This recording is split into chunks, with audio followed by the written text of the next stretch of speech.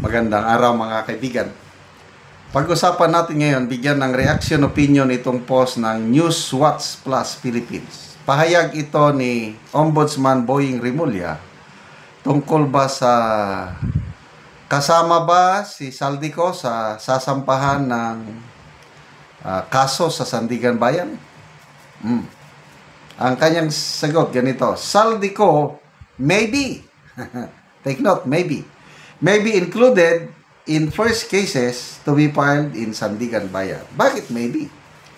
Ombudsman Jesus Crispin Rimulya says, resigned ako Bicol Representative Saldico may be included in the first batch of flood control cases targeted to be filed with the Anti-Graft Court Sandigan Bayan next month. November. Ito ang kanyang payago. Malamang kasama. Naalala ko, merong Mindoro case. Rimulya told reporters, adding that 8 to 10 cases may be filed soon. Saldico, the ex-House Appropriations Chair, is accused of making budget insertions and receiving kickbacks from alleged flood control projects, including those in Mindoro, allegations he has denied.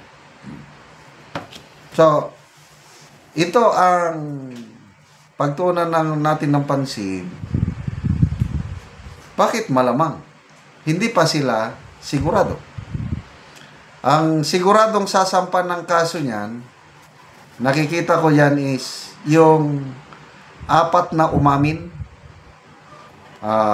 sa DPWH ex-Yusek Bernardo, yung 2 engineer, Alcantara and Bryce Hernandez, and then yung bagman, contractor, Sally Santos, 4. Diskaya couple. So, 6. Sino pa? Ang mga senador.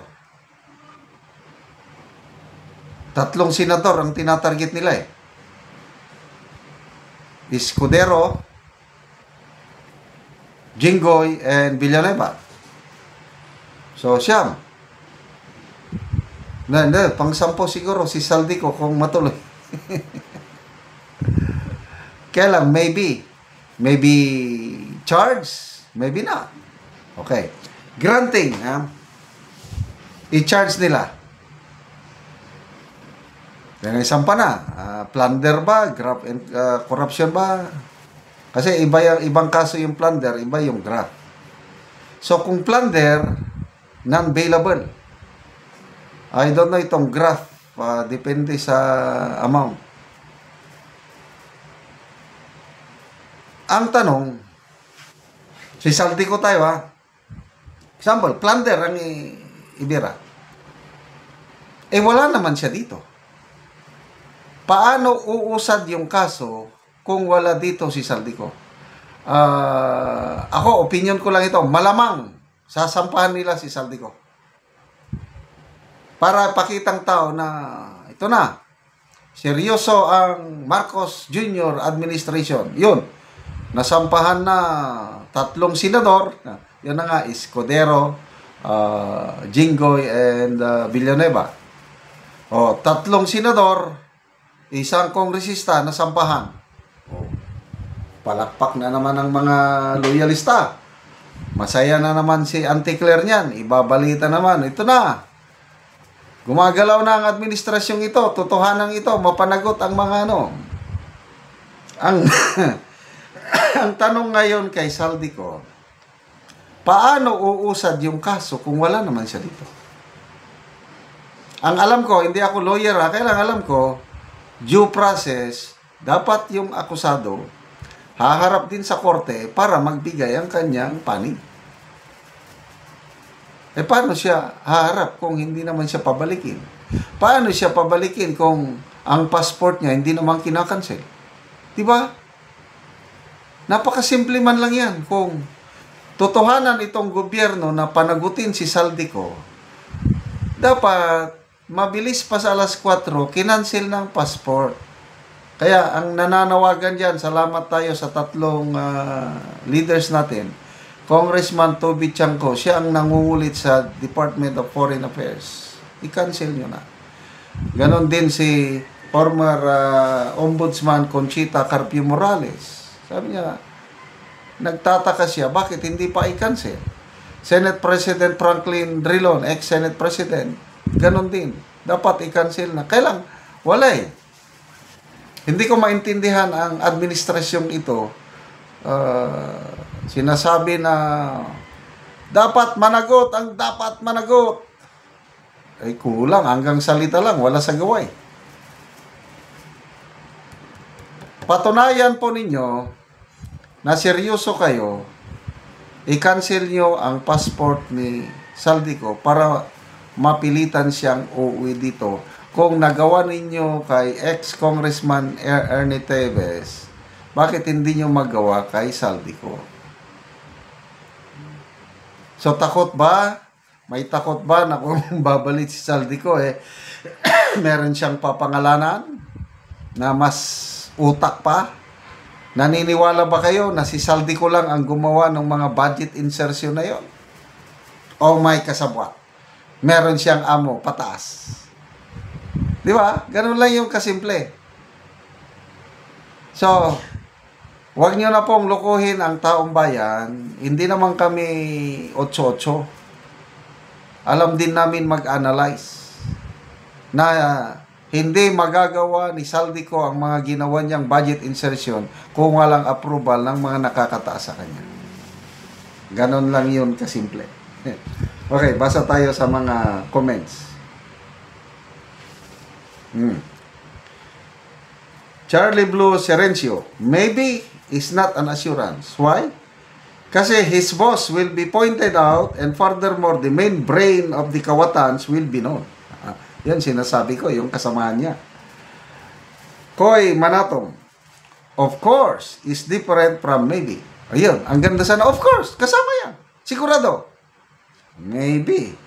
They're having second thoughts on whether he's included or not kasi baka biglang kumanta at indawit ang pinakaugat.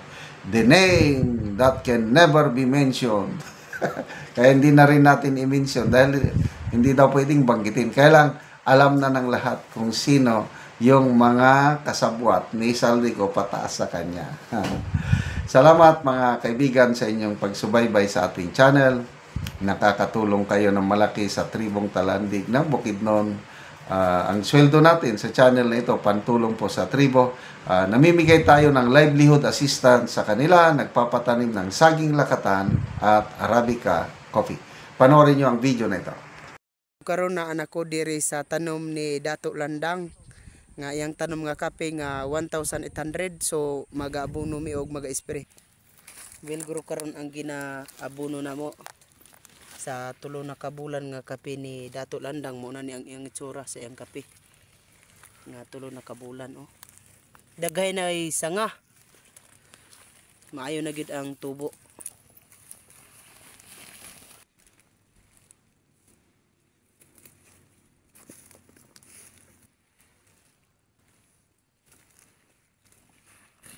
Tulo ka bangag.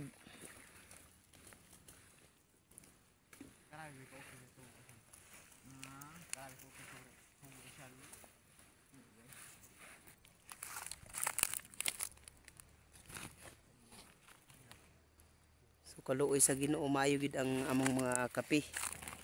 Ang tubo sa among mga kape. Man sa pag-abono, pagatabunan para gid nga mosuyop og abono ang kape. So kining unang tanom ni Dato Landang nga kape 1,800.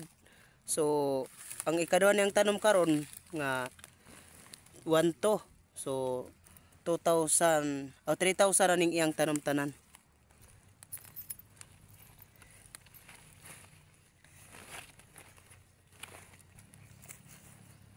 Karon human sa pag-abono, maga-spray na pod.